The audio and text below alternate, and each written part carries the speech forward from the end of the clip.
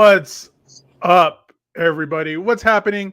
Welcome to Omnibrosllive here on the Omnibus Collectors Network on the nice, very cool, nice day today. New comic book day, Wednesday. Everybody, my name's Gabe, and I am on day 3 of a stomach bug. I don't believe I have any fluids left in me. But with that said, also with me is my man, Lou, my boy, Comics Guide 101. What up, what up? Hey. I do not have a stomach bug. In fact, I'm eating hot honey Pringles right now, and they're actually delicious. They're pretty good. I am living off of lemon water and rice. Ooh. Ooh. Yeah. It's been 3 days. I don't usually get a stomach bug that lasts 3 days. Is it at the point where just whatever is coming out of you is just water right now? Basically. Ooh. Damn. Yeah.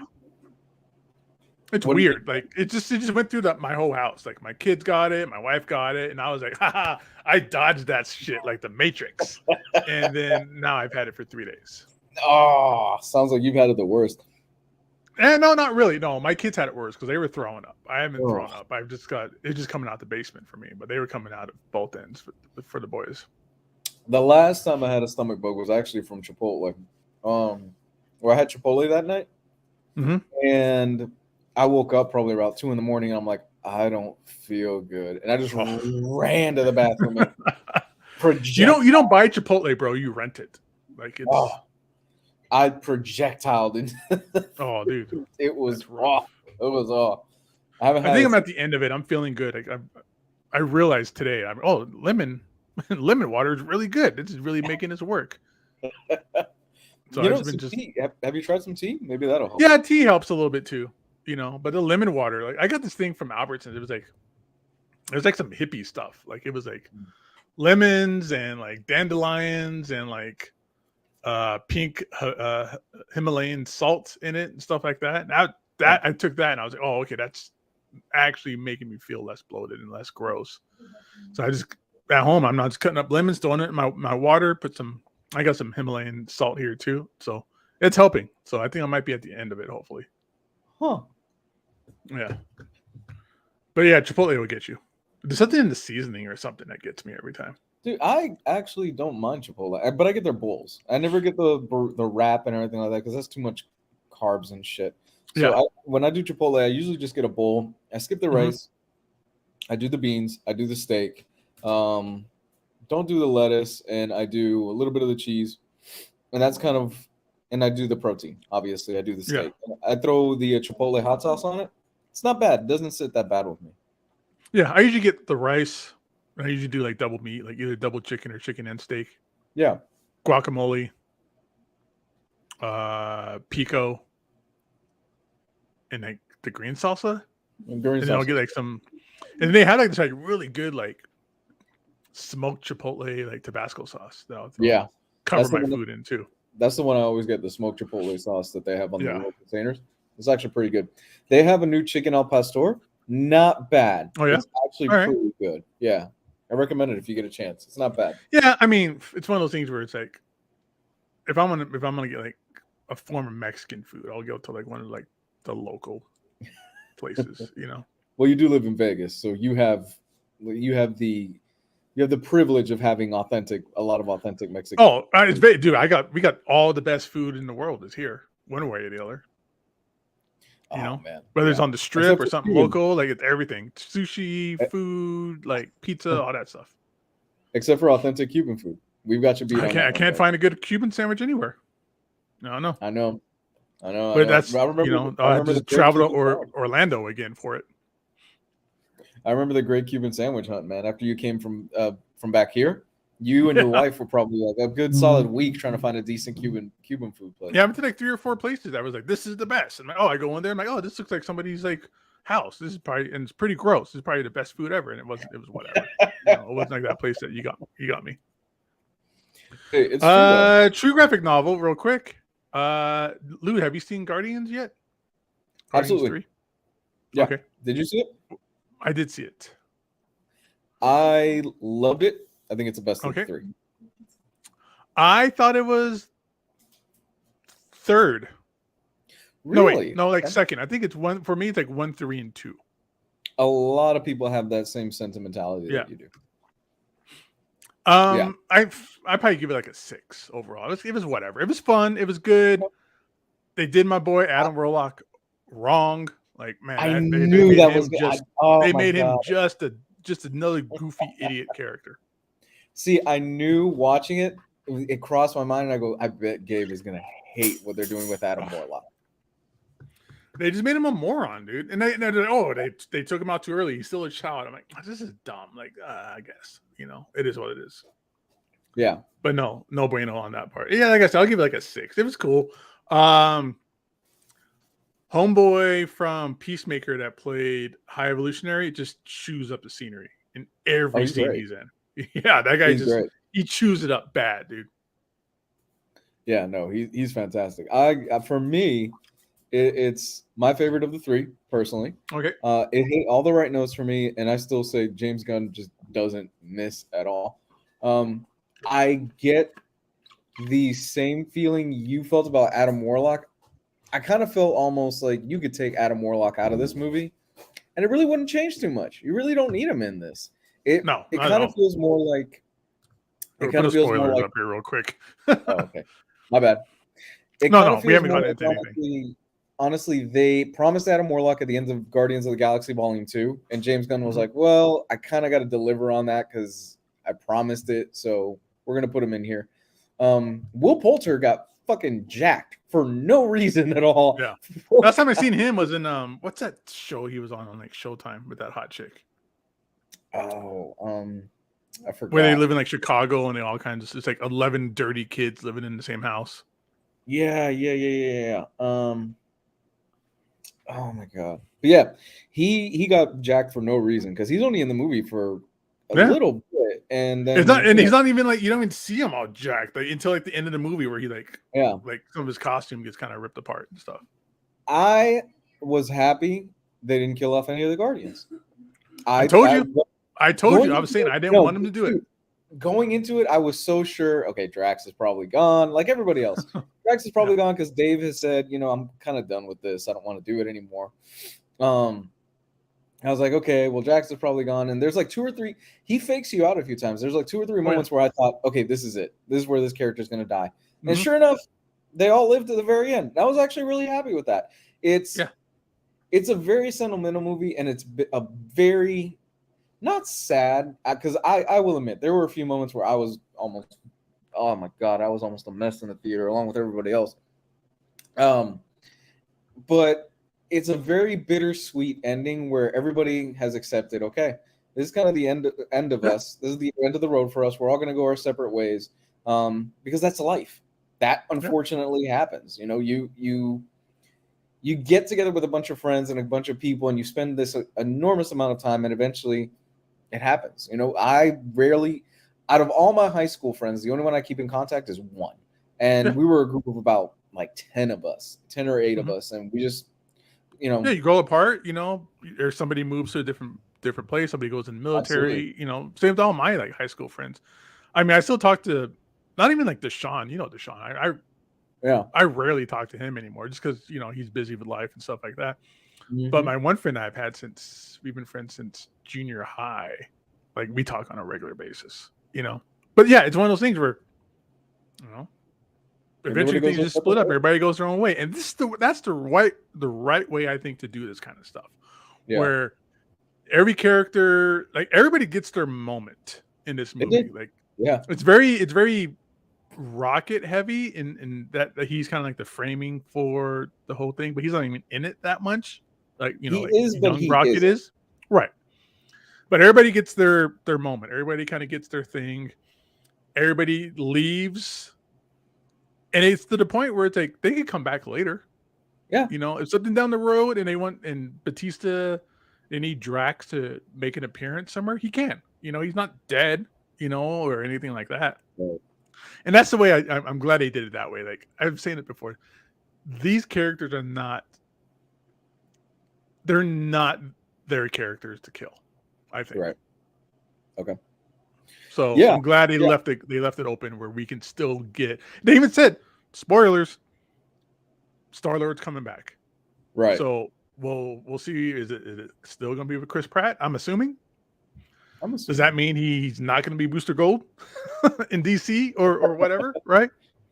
But we'll see. So it's if it's a fun all around movie, I'm happy. They didn't kill the character. They didn't kill the villain. They didn't redeem the villain and make him like a good guy like they seem to do in a lot of movies. He died off screen, so he's not really dead, right? So we have the potential of seeing these characters coming back, and that's something special. And they set up some cool stuff where High Evolutionaries, like I've been to Earth before, and so you go, okay, well that's probably where they created like what's that mountain? I was gonna say Wendigo Mountain. That was in Doctor Strange. That had like the mountain. Wendigo. You're right. But I could probably give us an idea of Wendigo and how he kind of, maybe that's where some of those characters came from and things of that sort. So they made him a part of it. He's still a part of the MCU, it feels like. So we'll see what's going forward. And in credit scenes, one of them was, here's kind of the new grouping of the Guardians. That includes Adam Warlock. So maybe we can get him to grow up and not be a complete bumbling moron. He seems to be taking over like Drax's, kind of character of the big powerhouse tank idiot. Yeah, see, so that was kind of my fear with Adam Warlock, where they introduce him. I'm like, oh god, they're gonna Thor him. Where I'm like, oh, he's gonna be a fucking moron the whole movie. And for the most part, he gets away with it for me because he does use the excuse of like, yeah, he was just hatched a little early, so he's kind of more of a child than anything else. I'm like, okay. He's a little undercooked. Yeah. Yeah, he's a little undercooked. So I accepted that, and I was cool with it. For me, and I know this is being tossed around a lot, this to me is the best Marvel film since No Way. I always get these fucking home movies mixed up. No Way Home was the last one, right? Spider-Man, No Way Home? I think so. Yeah. I always get them mixed up. Since No Way Home. And for me, it's just right there with No Way Home. For me. I still think No Way Home is a little bit better, but this to me was such a breath of fresh air because all this multiverse stuff that they're doing, I'm so fucking over it. I'm ready for them to move on from it. And it was like James Gunn said, yeah, I don't care about any of that stuff. We're not going to touch on any of the multiverse stuff. I just want to tell the closing of my story, and that's what I'm going to do. Apparently, he stays in his lane. He stayed in his lane, and it worked. Apparently, he had the idea for this being the third movie being Rocket's story from the very jump. He had this semblance of a plan of like, okay, this is going to be the ending. I'm going to tell, it's going to be Rocket's story. And this script was done, like 3 or 4 years ago. Because you got to remember, this was supposed to come out, I think like 2021 originally, before the pandemic, before he got let go and then brought back and everything like that.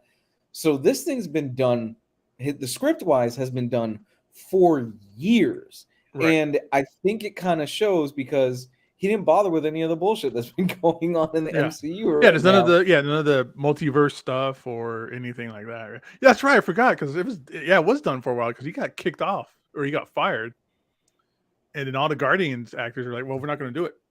We're not going to do it without James Gunn." And then he went to DC, did Suicide Squad, did Peacemaker. Dang, dude, that's right. He's been busy. Now he's like heading up DC. Yeah, and then I came back and did the Christmas special, and then this Guardians. Yeah, and I still say the biggest fucking mistake that Marvel has made is to let that guy go. Oh, dude, I have really deep feelings that I think that his DC is going to kick major ass. Like I think it's going to be phenomenal, and I'm hoping, fingers crossed. I want them both to be great. I want both of these movie universes based on comic book universes that we both love to both do good. I hate it when it's like, oh, this one sucks really bad, and it's like, oh, and this one's a little bit better. Both of them being good is good for everybody. I want good movies from all these characters, and we've seen nothing yet with what he's doing. but just the idea that he is not just doing Justice League. It's not just these Justice League characters over and over and over again. Oh, Batman, Batman, Wonder Woman, Superman again. Yes, we're getting those movies, but it's also like Authority. It's also like Creature Commandos. He's digging deep. He's not just sticking with just the tried and true defaults. Yeah. Yeah, because Booster Gold, we should have had Booster Gold a long time ago. We should have had Green Lantern a long time ago. We should have had Lobo a long time ago. Like, Snyderverse is great for what it was, here and there, but it was just enclosed with just Justice League characters. Yeah. No, I totally agree. I do appreciate the fact that he's going weird with it. We're getting fucking Creature Commandos. Mm-hmm. We're getting Authority. Who would have thought, dude? Who would have thought 2 years ago? Oh yeah, they're gonna do an Authority movie. What? Never. No way. There's just no way. We're getting Brave and the Bold, and I am. There are certain scenes in here involving Adam Warlock where I go, I bet you this is kind of a test for Superman, like a kind of a test shot of like how some of the flying and stuff like that. Yeah, I bet you some of this stuff is how his Superman film is going to look, and I'm like, oh my god, I can't fucking wait for James Gunn's Superman movie. We've already got confirmed that Crypto is apparently going to be in it, so I'm super excited for that. I am jonesing for this man's next project, and dude, I can't wait. Honestly, I'm so. It should have been like this from a while ago. Like, we should have had Crypto. We should have had Damian. Like, we should have had Nightwing. We should have had like the Teen Titans and stuff like that already. I know there was like the Teen Titans show, and they were trying to do a lot of these like TV shows and streaming services, but no, all that stuff should have been already mainstream names already. Like, people should already know who Green Lantern is. Yeah, who 100%. Supergirl is, stuff like that, right? 100%. So, fair warning for those of you out there with kids. This is a tough one. Guardians 3 has a lot of animal cruelty, and there are certain scenes in here that might be a little bit stronger, because I know a lot of families will probably take their kids out to go see this and go, oh yeah, it's a Guardians movie. They're pretty fun and stuff like that. They're not that bad. There's some stuff in here, man, that's really difficult to watch. I mean, we're in spoilers, but when you see, in particular, the scene with Rocket, where you see him is not baby, but he's pretty young, and his friends die around him. Was, oh, you. And it's like his fault too. Like, he kind of caused it, like he's the one that escaped them and rescued them, escaped them out of cages, and they were shooting at him and hit his friends, kind of stuff. Yeah, you see it coming, but even then, it still hits like a truck. And I was just like, oh god. So, it's great stuff. Recommend it, guys. Honestly, for me, it's my favorite. And if it's a sad day because James Gunn's not going to be working in Marvel anymore, but we are going to get James Gunn DC movies. So I'm looking forward to that. And for the love of God, can we get Peacemaker season 2 already, please? That's supposed to be after Superman. Is it? It's after Superman. Oh god, I can't wait. I think he can only do so much, like he can only grasp so much, right? Like, it's like, okay, I'm gonna do Superman, which means Peacemaker's got to be on the back burner because nobody else is gonna do Peacemaker besides me, Right. So I don't know. I'm kind of hoping after Superman he kind of just takes a break, man, because this schedule has got to be fucking nuts when you think about it. Dude, yeah, he's doing all this and he's touring all over the world for Guardians. Yeah, his work schedule's got to be fucking nuts right now, And on top of that, he's going to be overseeing everything else. So I'm hoping for his sake, for his sanity, that after Superman, he just kind of takes a few years and he's like, okay, I'm just going to oversee all the other projects and I'm going to take a break. I just hope he's smart enough, I'm sure he is, to surround himself with people that he can delegate things to. Yeah. Where it's not that, where he's doing absolutely everything, where it's like, okay, I'll handle this, I'll oversee all this stuff, but like, you got to do this, you do that. Like, because he's writing Superman, but I don't think he's going to write every movie. So it's like, who's going to do, Brave and the Bold's going to be doing this and, whatever, but we'll see what happens.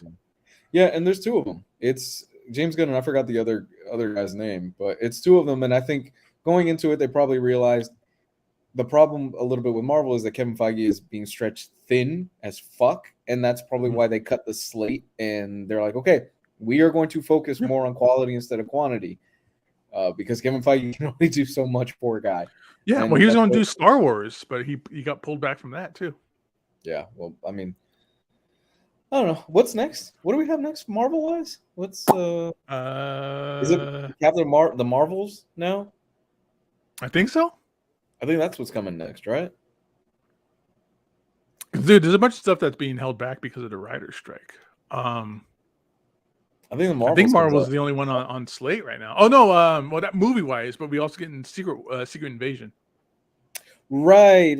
So we're getting Secret Invasion. We're getting the Marvels. I think that's it for this year, isn't it? Let me see real quick.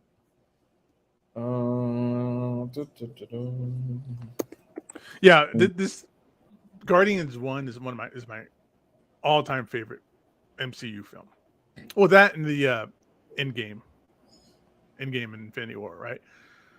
So it's hard for them to top that movie, but it was good. I liked it enough. Okay, so this is what we still got left.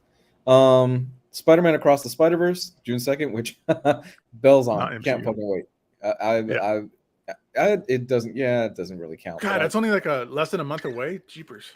It's about 2-3 weeks away. I can't wait. It's 2 hours and a half, and early word of mouth is it's better than the first one. So can't wait.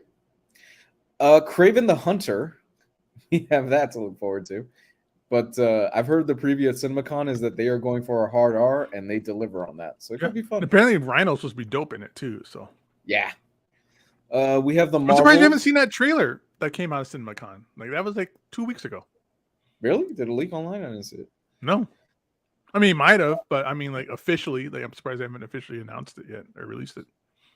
The Marvels. We got San Diego coming up in a couple months. We do. The Marvels. I'm sure there's gonna be a lot of announcements at San Diego. Ant-Man and the Wasp. I forgot that was this year. I still haven't seen that, by the way. You see Ant-Man 3? Nope, haven't seen it yet. I'm waiting for it to be on. It's coming up soon. So Secret Invasion. John Wick 4 is still the best movie I've seen this year. I'm agreeing with you on that. Absolutely. There's no denying that. Loki season 2, we're supposed to get this year. Echo. I thought I got held back. That was part of the things that got cut, I thought, when they started to do the quality over quantity. I think you're right. Yeah. The Daredevil, Born Again. The production stopped on that because of the writer's strike. Yep. That sucks. Like that really sucks. But yeah, it does. I get it, but it sucks. Do you remember the last time we had a writer's strike? Yeah, that's when everything went to shit. Yes, it did. It was horrible. Holy shit! It's almost like how you can watch things now and be like, this was during the pandemic because it's like the way they filmed it, where it's like only like 2 people on at the same time. What was that show? The Morning Show, I think it was on Apple TV, where they did something where it was like 4 people in a room, but it was obviously they filmed them individually and just cut it in. It was like really weird. No.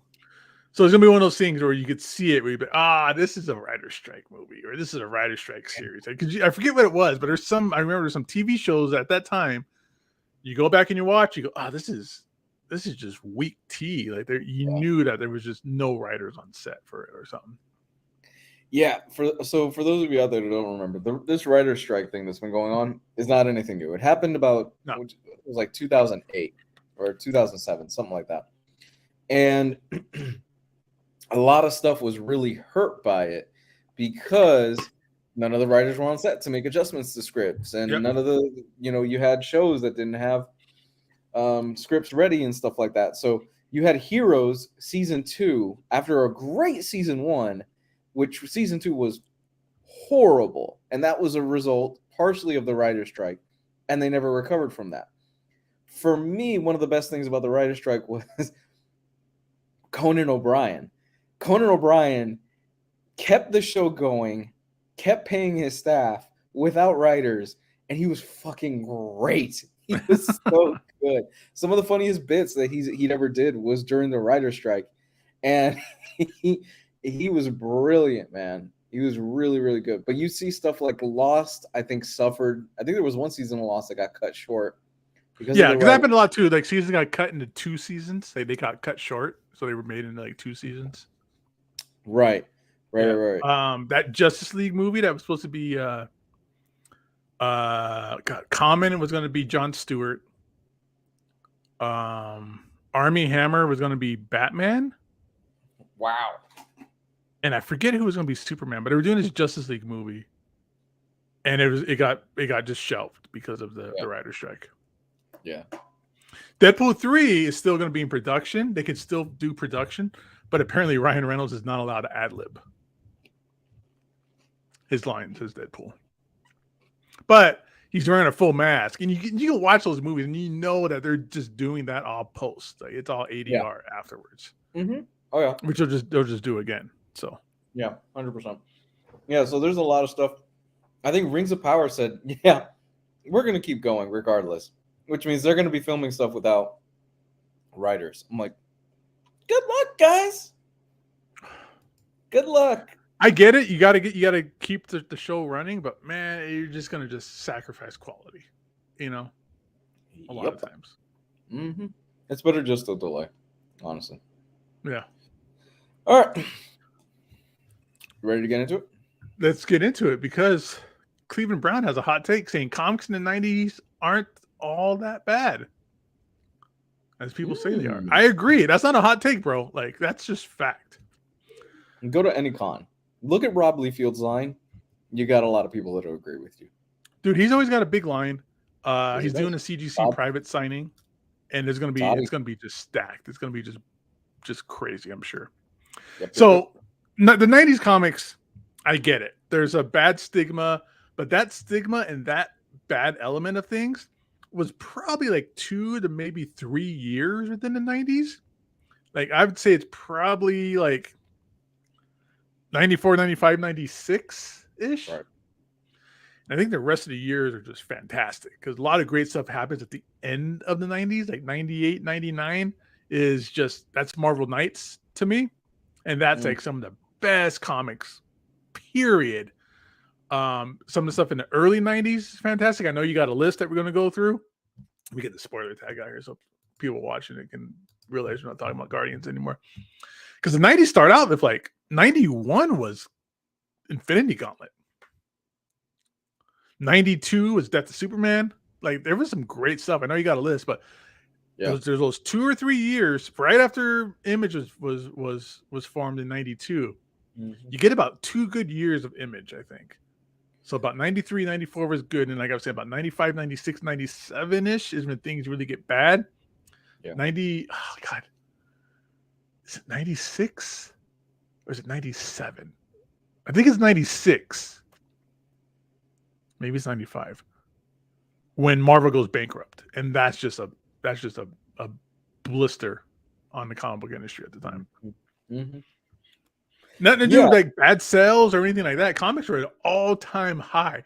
No one will ever top these numbers or reach these numbers that comic books were sold during that 90s period. Ever again.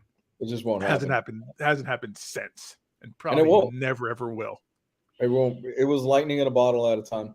And you had creators that were rock stars. Literal rock stars, basically. It's really hard if you weren't there to really just understand how big these guys were. If you just did not live during that time period, even me, who I was pretty young, I was 6, 7, in 95. And even then, I still knew who guys like Jim Lee were, who guys like Todd McFarlane were, because we had posters, we had pages of comics and stuff like that. They were on the news. They were on like daytime TV talk shows. Yeah. They were on like, was it Letterman? Yeah, it was maybe Letterman. But yeah, no, they were everywhere. They were all across the news.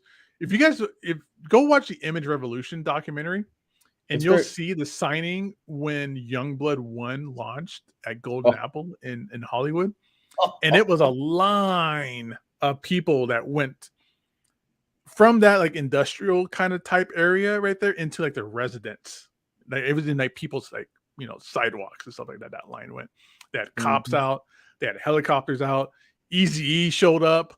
Like it was a phenomenon to be there. Like that was, like you said, legitimate rock stars. And the comic book industry, the people that run it or whatever, will never let that happen again. It just won't. It won't happen again, unfortunately. It was a very different time, and like you said, 90s comics. We've mentioned it before on this show.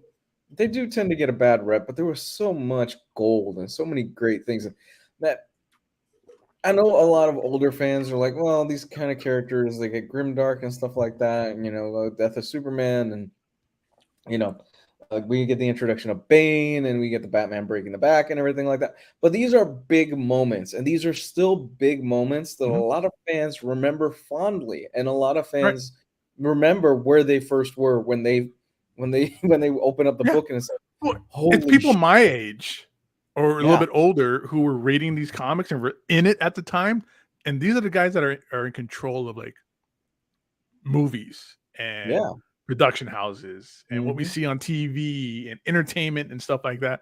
That's why, like, sure, people are going to say all the bad stuff they want about Death of Superman or Breaking of the Bat, but those are some of the biggest movie moments in those films. Dark Knight, when Bane breaks Batman's back, I was like, holy crap, they did it. They actually broke his back. Yeah, Dark Knight Rises. I remember watching that open night, and when he lifts him up and he actually breaks his back, it was like the whole theater went, they actually, like, there was this gas. It was like, wow, they actually did it, because Nolan had kept it so grounded in reality. Everybody was like, well, they might not do the backbreaking thing, because how is this guy going to actually lift him up and stuff? No, he actually fucking did it, and he did it. He did a pretty good job of it, I think. Yeah, I mean, they did what they did with it later, where he just kind of, his back gets healed by the guy punching him in prison or whatever, but punching him in the back. I like Dark Knight Rises, but even I'll admit, I'm like, oh god, okay, I'm gonna give you a pass because I like the rest of this movie. But again, like big moments in movies, this moment has, I think, defined our generation of movies, and that is I hate the name of it, the blip. I call it the snap because that makes more sense. But another time, I was watching Endgame or Infinity War, and he snapped, and everybody disappeared, and I was like, holy shit, they did it. They actually did it. They didn't pussy out. And in some ways, I think they kind of did it better, where it's like in the comics, it was like a weekend, you know, that people were gone for. And this, it was like 5 years, and you can see they haven't really explored it enough, I think. But again, it was like 5 years, but it's all Earth, you know. But I was like, I'm going to see what happened to the rest of the universe that disappeared, you know, and how they were being affected by it and stuff like that. But again, that's a 90s moment that has defined our generation of movies at this point. That will always go down as history. Like that's a defining moment. That's a Luke, I'm your father kind of moment. No, I remember that fondly. I remember the whole blip thing, and I was sitting in the theater going, I know they're gonna bring them back, so this doesn't really have as much impact on me, but still, I can't believe they actually did it. And you've got people in the theater crying because they don't read this stuff. They haven't read, like, some. I genuinely believe some fans in the theaters were going, "Oh my god, they actually." No, that's true. Especially like little kids. I've had, you know, customers when I was working at Torpedo who would come in with their kids, and they'd be like, "Hey, tell them what you think about Thanos," because they knew I was a big Thanos guy. And he's like, "Oh, I hate Thanos. He killed Spider-Man." I'm like, "Oh, I get it." All right. But no, people legitimately actually thought that they all died, and that's amazing.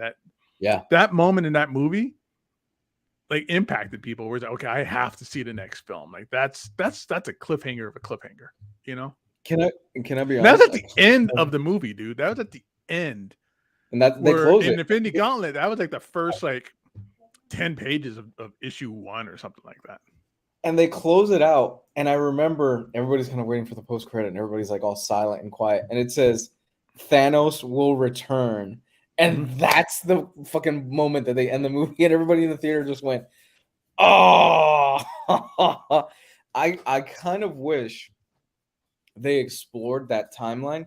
I know they would never do it because just movies, theaters, and stuff like that. And you got to jump on when it's hot. I would have loved for them to have done 2 or 3 years of okay, the blip happened. This is the fallout of it. Let's get a couple of movies, maybe like another Captain America. And no, wait, people would have rioted, dude. People would have, because then that would have brought us into the pandemic, and then we would have to wait even longer for it. Oh my God, I didn't think about that. Holy shit, you're right. There would have been a riot, dude. Like, it would have been ridiculous. We would probably now just be getting the end game. Maybe. We probably right now would probably just getting it. Oh my God, people would lose their shit. But yeah. or they would just put it on like Disney Plus or something, and it's like, not as impactful because it's not in that big theater moment with everybody. Right. All right. Yeah. I think Infinity War is a better film than Endgame. I agree. I think the time travel stuff it's great and it's cool that they did it. I think Infinity War is paced a lot better. And I like that version of Thanos more. I don't disagree. I think that because that was like, again, I'm surprised they did the snap. Because that was like the whole like MacGuffin of that movie. Like, is he going to do it? Like, he needs to get the stones. He's getting the stones, or is he going to get the stones? Oh no, here everybody's here. They're going to they're going to take the stones away. Oh, he has the gauntlet. They're going to take the gauntlet away, right? And then they did it, and it's like, oh, it was just that whole buildup, right, of him getting the stones, and just it was. I wish they would have did a little bit bigger, like in the comics a little bit more how they did it. It was, where everything kind of just fell into place for him. It is what it is, but just the idea that they went through, we all experienced that process of him getting the stones and him just whooping everybody's ass, dude. Right. Like at the beginning when he just whoops Hulk into the submission. Yeah. And you just see the, like you said, that's the version of Thanos I like, because you see him as just a powerhouse. Yeah. Like just a stoic creature, force of nature, And then you get him in Endgame, and he's just like a maniacal maniac kind of thing, But it doesn't hit the same, especially when they technically the whole time traveling stuff is nonsense. I hate time traveling. I hate multiverses. I hate people coming back from the dead. Like all those kind of like comic book trope things really just grind my gears, and it just wears out really fast. And they technically kill the version of Thanos, and then we get another alternate dimension version, or one that's back in, and it just doesn't really hit the same for me. I do agree that the whole thing with the blip, kind of coming back around to the 90s stuff, the blip, I remember watching it in theaters, and then it said 5, and there's a pause years later, and everybody in the theater just going, it's been 5 years since the blip. Holy shit. Yeah. I wish they would focus more on those 5 years, just to see how just everyday people, just how their lives got lost and stuff. We just got food delivered to us, and we have no clue. You didn't order anything. We didn't order anything. What is it? 44. At 6:44 p.m. What is it, baby? Croquetas, yuca, vaca frita, arroz moro y maduro. Cuban food. It's Cuban food. Sweet. Is there a sandwich? Send it to Vegas, son. Somebody dropped that off. Holy shit. Somebody just door dashed it and they just took it to the wrong house, maybe? I guess, yeah. Well, sweet food, I guess. That works, dude. Hell yeah, dog. Sorry to derail this. But yeah, let's kind of get back. I've got a list of some 90s things. Top 20 things.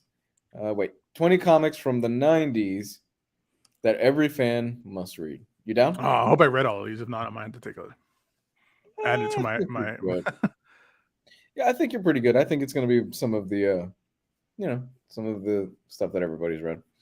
Do you want me to share? I might just add it to my hyperfixation list. Let me see. Share screen. Got it. Okay. Do it. What is it? Close out anything from work. Okay. All right.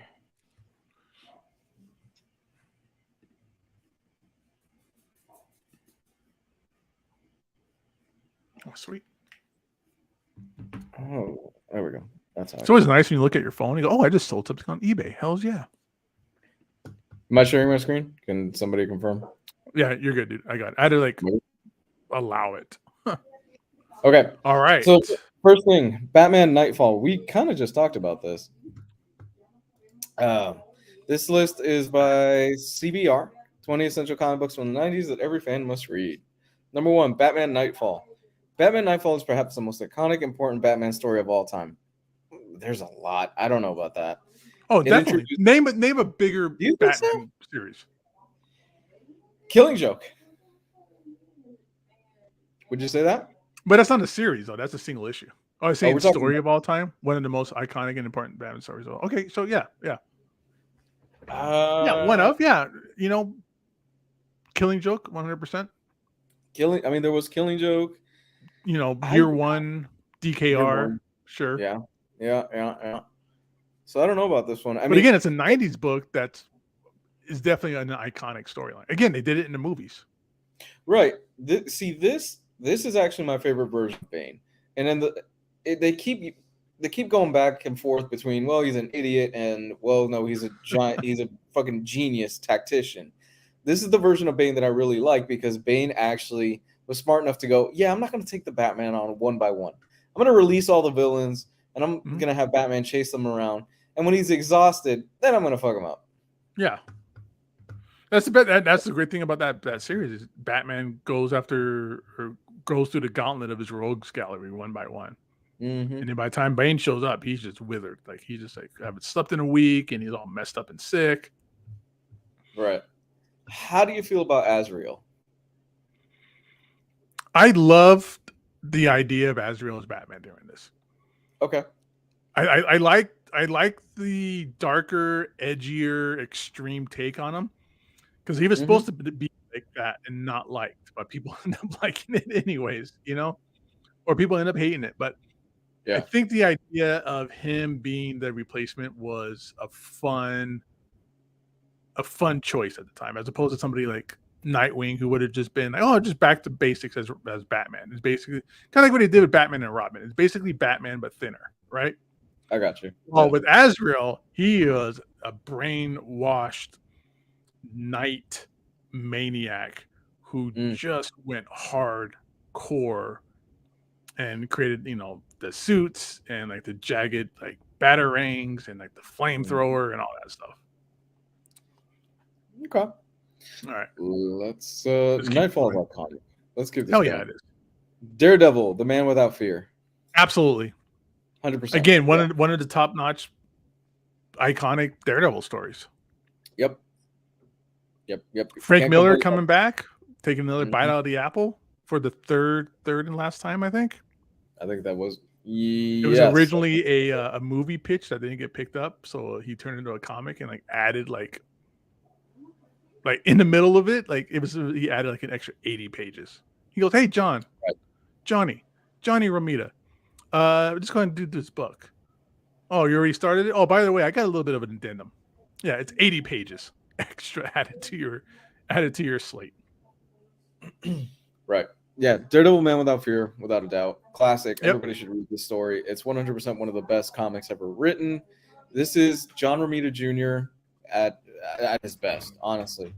I don't think he ever actually hit the same highs for me that he did here. It's nothing against the man. I think he's actually a pretty solid artist. I don't like his modern day stuff as much, but for me, this is 100% one of the most. He said that this was the series that he wanted to come in with his big dick swinging. He did. Get people off his back about him being John Romita's son. Yeah, he did. And he did it. Yeah. Goddamn, this is like definitely like high watermark of his career. Yeah, this isn't a Henry Abrams situation. No, John Romita Jr. actually delivers on this. Yeah, comic books, like as an artist, you don't just get like nepotism then. You know, this is a great like 4-issue series, and this is the basis behind the Netflix series, which I just started watching again. Actually, The Sandman. I've read very little Sandman. Maybe like the first trade paperback. Oh, I've read the whole thing. It's brilliant. I love it. Yeah, I think it's. I'm not a goth chick, and I'm not hoity-toity, so I don't know. So this is kind of a cheat. because although Neil Gaiman's Sandman first launched in 1989, most of its run went through the 90s. True, it's a bit of a cheat because it did launch in 89. I love the Sandman. I think it's absolutely brilliant. I tried watching the Netflix show and it's not bad. It captures a lot of the essence of what the Sandman is, but I just don't think they could translate everything necessarily about this, because the thing about the Sandman is that it references and pulls from so much classic literature, classic comics. It pulls from everything. And there's a lot of stuff that I think will fly over people's heads and they won't understand it and things like that. But I absolutely love this book. The only knock that I have against it is would have loved to have seen a continuous artist on it. And it seemed like Gaiman just could not keep an artist on the book. It was just a rotation of a whole bunch of different guys doing different arcs and different stories, which in a way is kind of to its benefit, because you finish an arc and then it's a whole different not connected story and things like that. The thing with the Sandman is, if you're just starting to read it, is that there is a very finite through line of the story. And Dream himself, this character, only hit it about 30%, you know? So, but it's good stuff.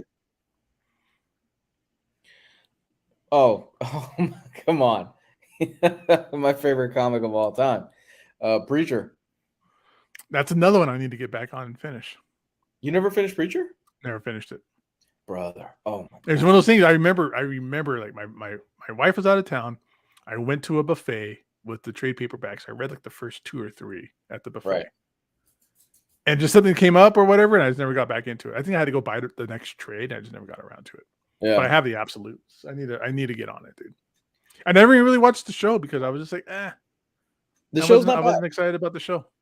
Yeah, the show's not bad. First season's not that good, but second season is Preacher. It seems like they figured out what the show was going to be for the second season, and they nailed it. It's really good. I adore this book. Like I've said before, favorite comic of all time. I think it's fantastic. It strikes that balance really well of Garth Ennis, where he hits the comedy and he doesn't go too childish with it. He hits all the emotional moments. And at its core, it's really a story of a few friends and redemption. Each one of these characters is kind of seeking redemption in a certain way and is kind of trying to figure out what their place is. It's such a great story, and I can't recommend this enough. If you've never read Preacher, it's one of the best comics of all time. And I agree with Cleveland Brown. Like, these books so far seem pretty low on the list. I wonder what we got coming up next. Yeah, Preacher should be top 5 for me. I'm kind of wondering where things like Transmet and stuff like that will fall, because I'm hoping they're on this list. Deadpool. I'm surprised about that one. Yeah, I don't. Is this ranked or is this just random 20 books? I wonder. This is ranked apparently. So Deadpool at number 16. Deadpool. I love this Deadpool series. Like, I love the Joe Kelly Deadpool series. Like, I have the singles, I have the Omnibus, I have like the Epic collections. Like, I love this series. It's one of my favorite series of all time. I got really good like personal experiences with it. I don't know if it's this high in, but this is the Joe Kelly and Ed McGuinness. This is the version of Deadpool that everybody loves. Like, the Deadpool that we have, the breaking the fourth wall, the cancer survivor, the crazy, the blind owl. Not so much Weasel, but the whole like him getting like missions and stuff like that from Weasel, and from that hidden kind of like mercenary kind of place. All of that came from the Joe Kelly run. Right. Rob Liefeld created the character, obviously, but I think a lot of fans that they know Deadpool think of this version. Yeah. A lot of people, when they pick up the first appearance of Deadpool, go, that's not the character that I know. That's because Joe Kelly was the one that kind of introduced all the zaniness and the wackiness and stuff like that. I think Riley said he wasn't even that zany or wacky. He was just a smartass. Like, he was just really just funny and like messed up. Later on, he became Johnny Bravo.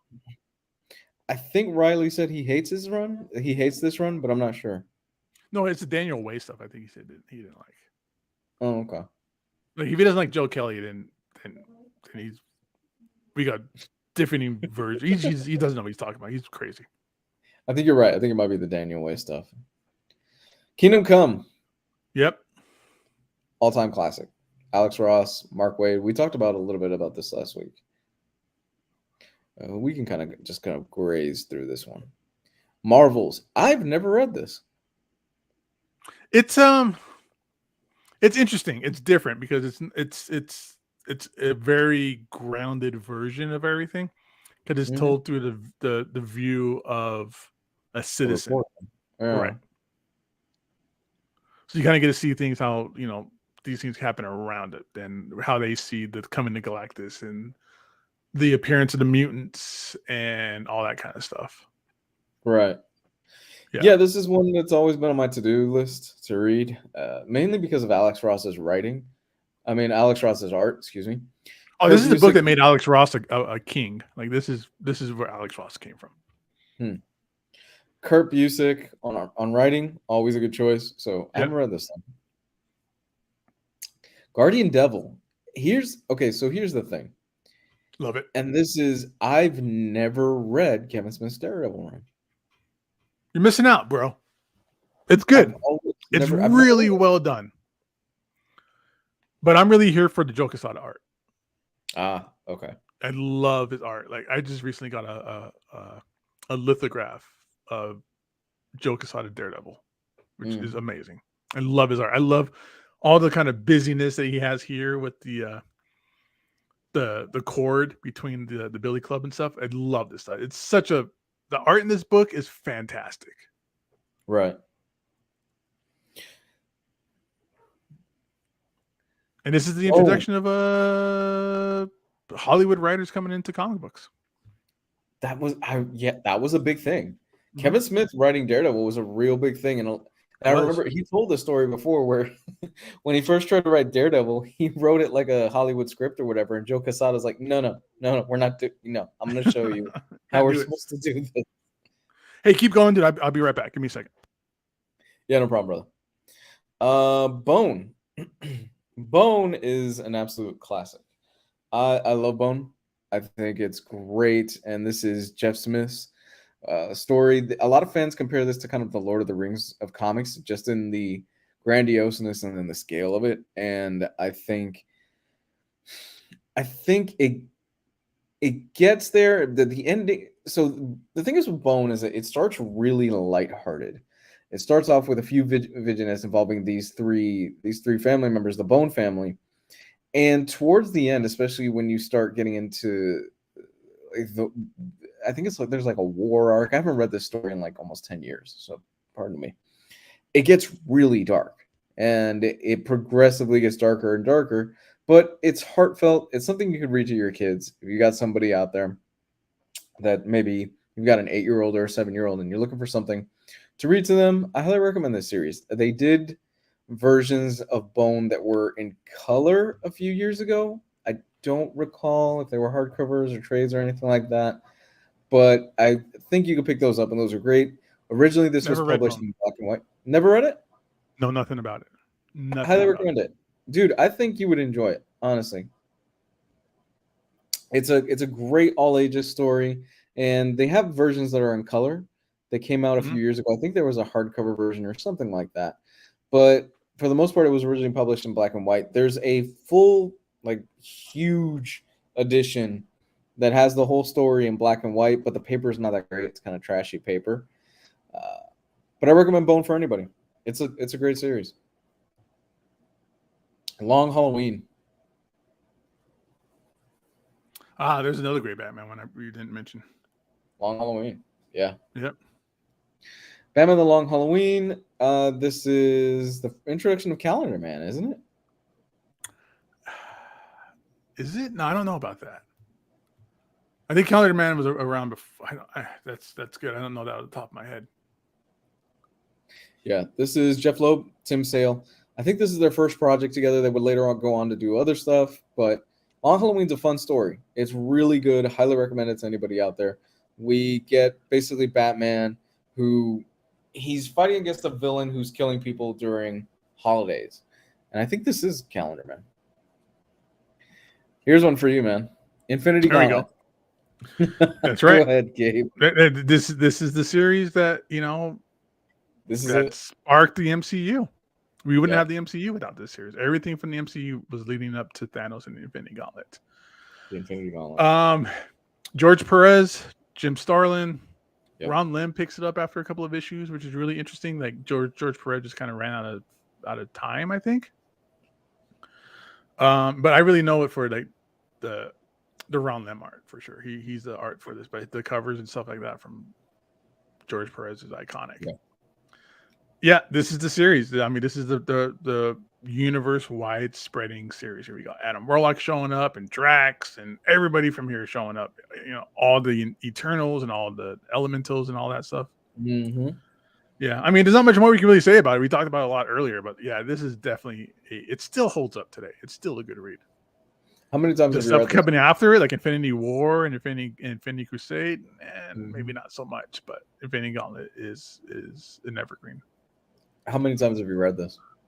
Countless. I read it all the time. Yeah. If you ever need to pick me up, you just like, you know what? I'm gonna read Infinity Gauntlet. Yeah, this one, I've been reading this book since like 90. It came out in 91. I don't know if I was picking it up then. I think I was. So I've probably been reading it since 92. Never gets old. Yeah. It's a classic for a reason. I mean, we just lost George Perez last year. May he rest in peace. And I would argue this is probably the book he's best known for. And he doesn't even do the whole thing. No, he does like the first like 2 issues, maybe 3. Yep. The Max. Anything about this?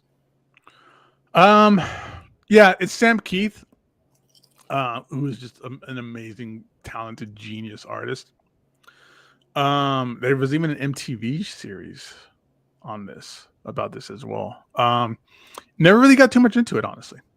Really? Never really got too much into it. Yeah, I mean, even the series, the cartoon was weird because it's a guy that's like, it's Maxie, the purple guy. He's a homeless guy, but he's like surviving between 2 different worlds, and it's hard to kind of tell if he's just crazy or if it really is like 2 different worlds that he's like a part of. One world he's a homeless guy, and in the other world he's like a warrior. I'm really in it for the art more than like any of the writing or any of the story with it. Just Sam Keith is just a talent. I've never read this. I don't know anything about it, but I've heard about it. Hellblazer. This is a Jess book. I wish Jess was here for this one.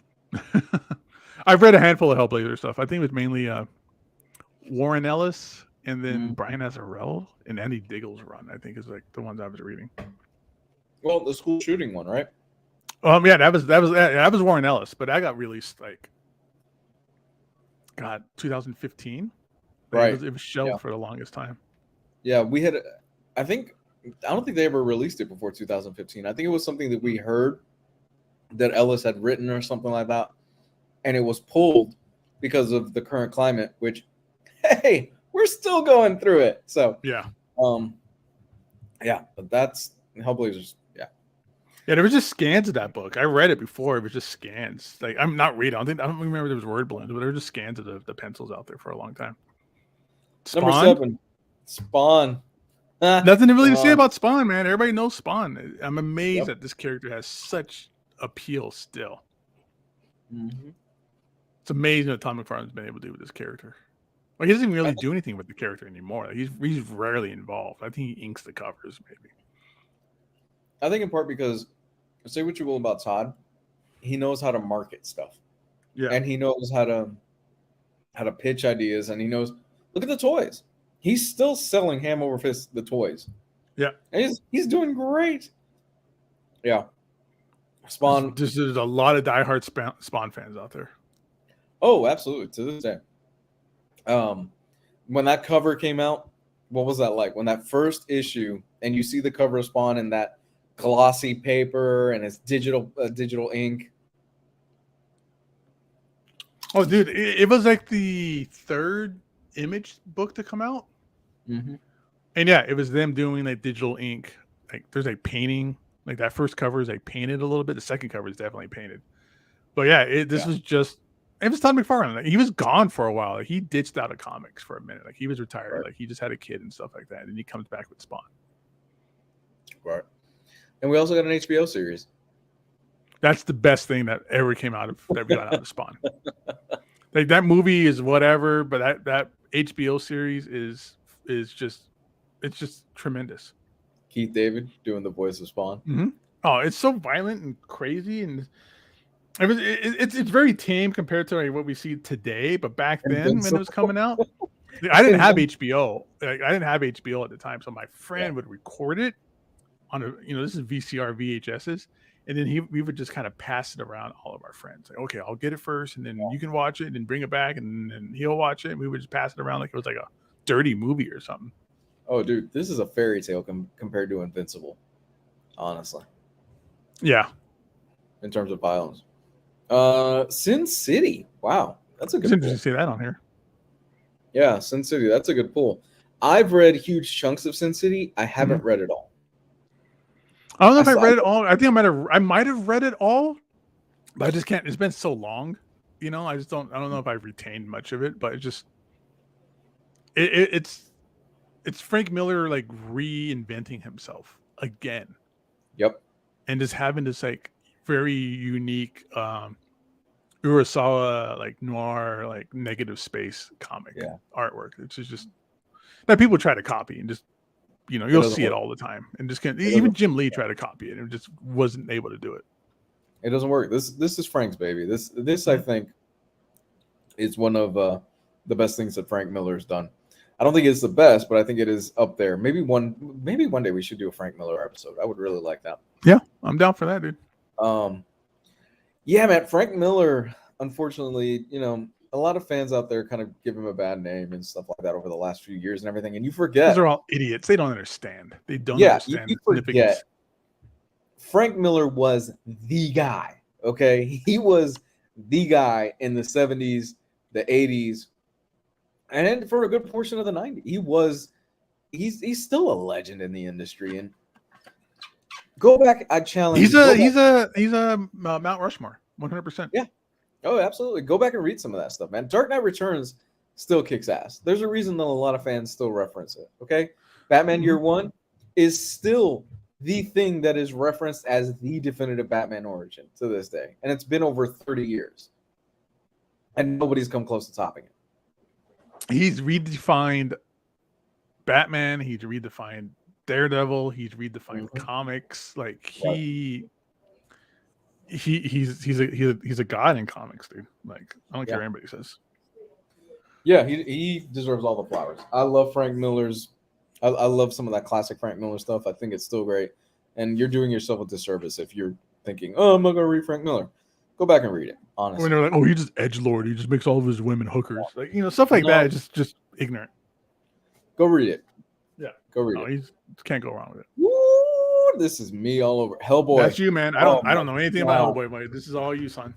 Oh my god. I absolutely 100% adore Hellboy. It's one of my favorite comics of all time. It's one of my favorite comic series of all time. The spin-off series BPRD is just as good, if not better, in some moments of Hellboy.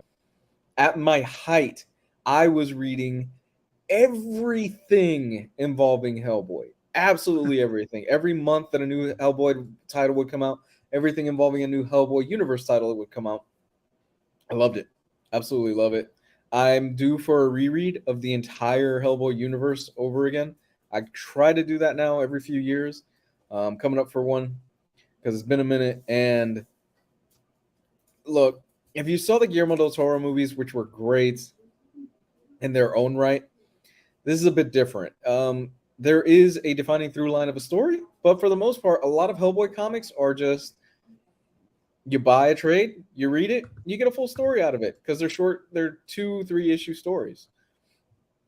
But I love this series so much. I think Mike Mignola is one of the on my Mount Rushmore. I think Mike Mignola is up there. Absolutely love the guy.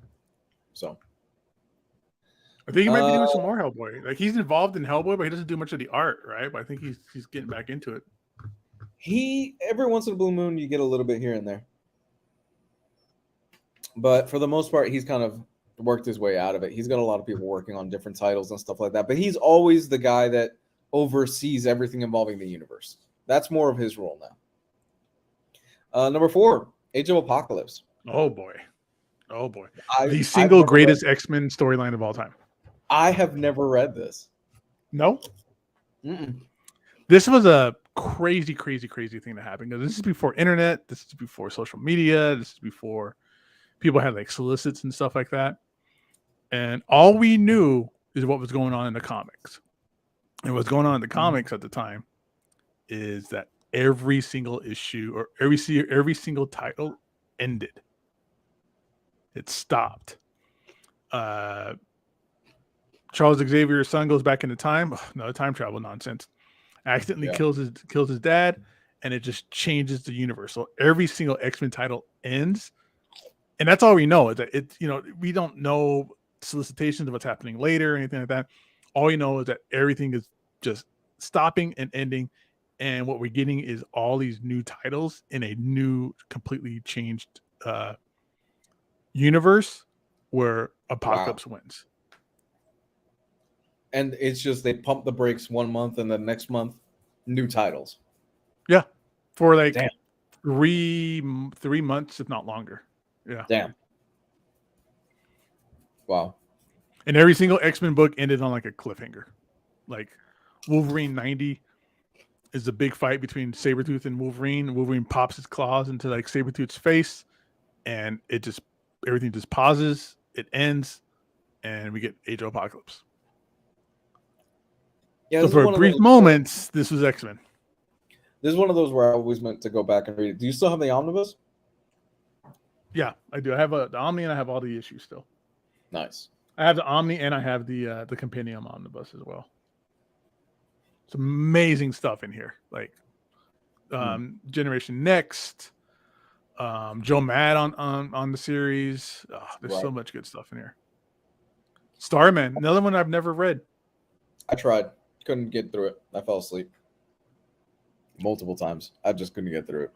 It's one of Jess's favorite books, though. He loves this book. No, I'm sure there's a reason for it. Wasn't for me. Number 2, The Spectre. Anything? I love the Spectre. I think the Spectre is an underused character, and I really hope James Gunn does it, but he's really hard to get into. It's really dense kind of stuff. John, so this is the John Ostrander and Tom Mandrake. I don't know anything about this, honestly.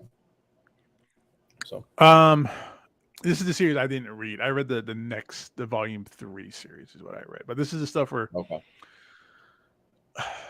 it's a glow in the dark cover. That's for sure. That's all I remember from this. Nice. Oh no, wait, no. This is series 3. I only read like the ending, the last couple of issues of it. I forget one of the issues. I want to say it's 16 is the first artwork ever from Alex Ross for DC. Really? Yeah. Huh. He does the Spirit of Vengeance. Like I read the original like Silver Age stuff, which is kind of hard to get through. There's a mini animated movie out there that's like a half hour long or so. It's incredible. Okay. And of course, the last one. Come on. Is there any more of an iconic? Is there any more of an iconic comic than this for the 90s? This is an odd list. Yeah, this is definitely up there. I believe that, but I'm just wondering how they kind of rank this. Like, what was their kind of guidelines? But yeah, this is the book that took the world by storm. Yep. This is the book that everybody bought thinking they were going to be millionaires later. This is the book that really that really made comic book stores rich for a while. And then this is like the only time I've ever read Superman was during the Death of Superman and the Return stuff. If you know, for a friend and like the 4 new Superman that show up and all that kind of stuff. This is the only time I ever read Superman. This is during that Triangle era of stuff too. Yeah. Yeah, this is peak 90s. I think if there's one book that most people associate this time period with, it's the Death and Return of Superman.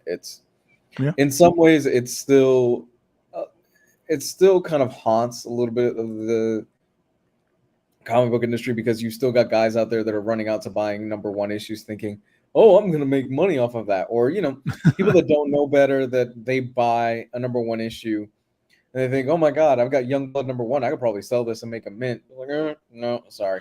Well, we just hit the 30th anniversary of this book. Yeah. And DC just ran with it. Like they put out all kinds of variants and they did a bunch of reprints and they did like the black bag again and all that kind of stuff. So, people can say what they want, but this is still relevant and they're still milking it. It is. The black bag. Oh my, did you have a black bag version? Did you get one? Yeah, I still have one here. Yeah. Sealed? I got one sealed and one not, because there's a badass poster in it. There's a poster. There is like a black armband. There's like a newspaper in it. There's like a card. Yeah. Wow. Yeah, they did this right. When you think about the marketing and stuff like that, they 100% nailed this. They did it right. And, the whole thing about a black bag and you don't know what variant you're going to get and what version of this cover and stuff like that. And, you could get extra stuff in there and everything. It was done right, and you had people buying this issue in bulk. People were buying it like by cases, dude, by cases. Yeah, just buying up every single copy that they could. And hype aside, I really like this comic. I still think it's a shit ton of fun because they build up Doomsday so well. You get little hints of him here and there and stuff like that, and eventually, when the final fight does happen in that final issue, and it's all just, I think it's double page spreads, isn't it? That final fight is all double page spreads for the whole issue. Yeah. They did a thing where I forget what it was, but the last few issues, it was like a countdown where it was I forget what it was. Maybe this say it was 6 panels. Right. And then the next issue was 5, and then 4, and then 3, and then 2, and then this was all splash pages. Oh my God, this is such a fun read. Yeah. Some people out there might look at this and go, I'm not crazy about it. I challenge you, go back and try to read this and just put the hype aside, and just enjoy it for what it is. This is a big, the best way that I could describe this is it's a big popcorn fest of a comic. It's you're going into it, you're not looking for the Sandman, obviously, in this. You're looking to just have a good time and kind of shut your brain off and just enjoy it for what it is. It's just a big brawl. It's just a big brawl. Like, it's amazing. Yes, awesome. It is. And this is an iconic image. I love this image right here. All right, and that's kind of the list here. What do you think? I think overall, they're good choices, but I'm like you. I'm questioning some of the order of this stuff.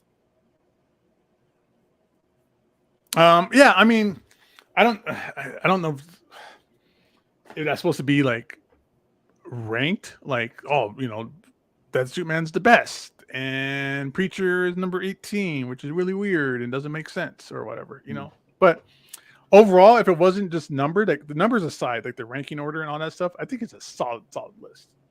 I think you're missing some other good stuff in there, like Transmet. Where was that? There's no Image stuff on there other than Spawn. Like I'm surprised there wasn't like Wildcats. Yeah. Youngblood, things like that. That was like, that's significant stuff of the 90s for sure. I probably would have came up with a much different list. I probably would have had a handful of the same stuff, but it's a solid list. Like that's all. Like I'm surprised. I'm glad to see like Daredevil on there. Right. Long Halloween. I'm surprised. I'm surprised and happy to see that on there. But I do think they're missing some stuff. No Clone Saga. No Clone Saga stuff. Carnage. Nothing involving Carnage. Yeah, no Maximum Carnage. No Spider-Man stuff at all. Really. Very little X-Men, even though X-Men was like the biggest thing in the world back then. Yeah, I'm kind of surprised. No Venom, none of that stuff in there. Yeah, it is what it is. Yeah. But let's do our sponsor spot and get ready to make this work. All right, everybody, thanks so much for showing up. Everybody, hey, if you're looking to buy collected editions, omnibus, hardcovers, absolutes, trade paperbacks, compendiums, there's only one place that you guys should go to. You need to start off and go to instocktrades.com, everybody. The #1 website for all of your collected edition needs. This is the site where you can get discounts up to 50% off. You get free shipping in the United States on orders over $50. You get a loyalty discount. So you make an order, you get an automatic 2% discount on your next order. You get awesome packaging. I keep all those boxes, all that packaging for myself. So when I move or if I sell stuff, I have that packing material ready to go. InStockTrades.com, everybody. Check them out. Let them know Omnibroslive sent you. All right, Lou. And where can people find you at, Lou? Speaking of, You can find me at ComicsGuide101 on Twitter and ComicsGuide101 on YouTube, where there's an archive of a bunch of old videos. all right, you guys can find me on Instagram. Gabe loves 90s comics. This ran a little bit later than we thought, man. This is a good time. Yeah, Thanks for finding that list. Yeah, no problem. All right, so everybody, thanks for showing up. We'll see you guys. Tomorrow's the manga show with the Manga Bros with Riley and Geo, and all the times they have I forget the person's name. Colleen on there as well. So if you're into manga, if you have any kind of manga questions, you got any kind of manga experience, check out the show on Thursdays. And then we'll be back Monday for the hauls and reads and new releases for the week. Sounds good. All right, everybody. Well, have a good night, guys. This was so much fun. Thanks for showing up. Good night, everybody. Deuces.